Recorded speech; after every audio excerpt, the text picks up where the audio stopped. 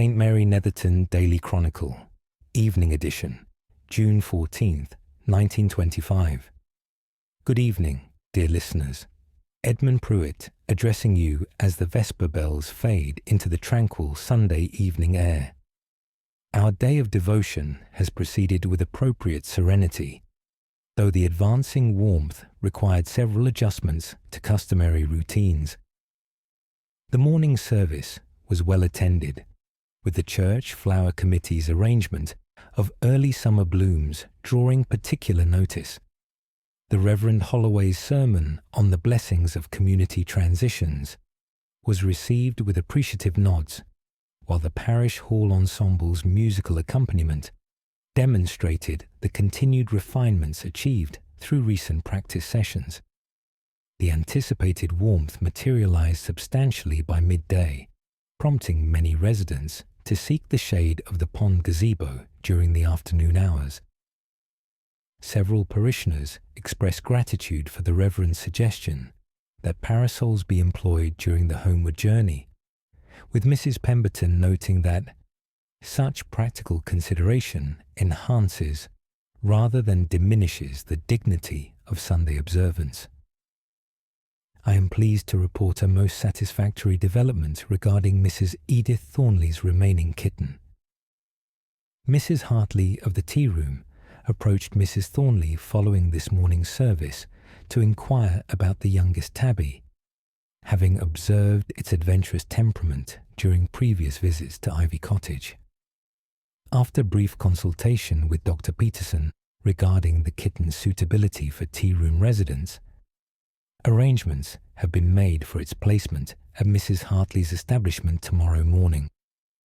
Mrs. Hartley expresses considerable enthusiasm for what she terms feline companionship that will enhance the tea-room's domestic character, while providing appropriate supervision for the establishment's pantry areas.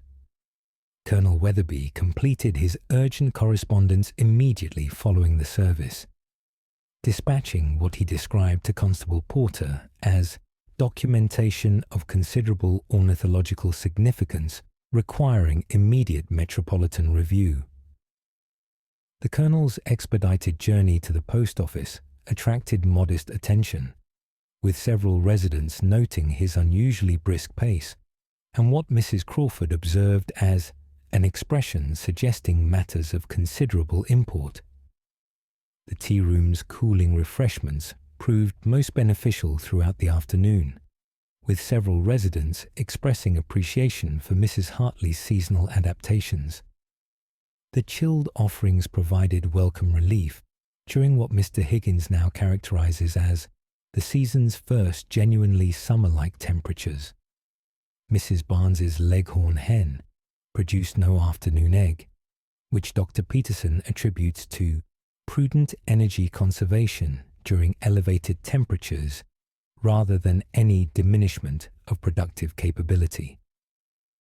The bird was observed resting in the shade of the apple tree throughout the warmer afternoon hours, demonstrating what Mrs. Barnes interprets as sensible adaptation to seasonal demands. Mrs. Thornley reports that Penelope has adapted well to the reduced household numbers at Ivy Cottage, maintaining her garden patrol duties while displaying what Dr. Peterson describes as maternal satisfaction, appropriate to successful offspring placement. The devoted cat was observed conducting an evening inspection of the cottage grounds, suggesting continued vigilance despite the altered domestic circumstances. That concludes our evening report. This is Edmund Pruitt bidding you good night from St. Mary Netherton, where the Sabbath closes in peaceful satisfaction with community transitions completed and the gentle anticipation of another week enriched by summer's advancing presence.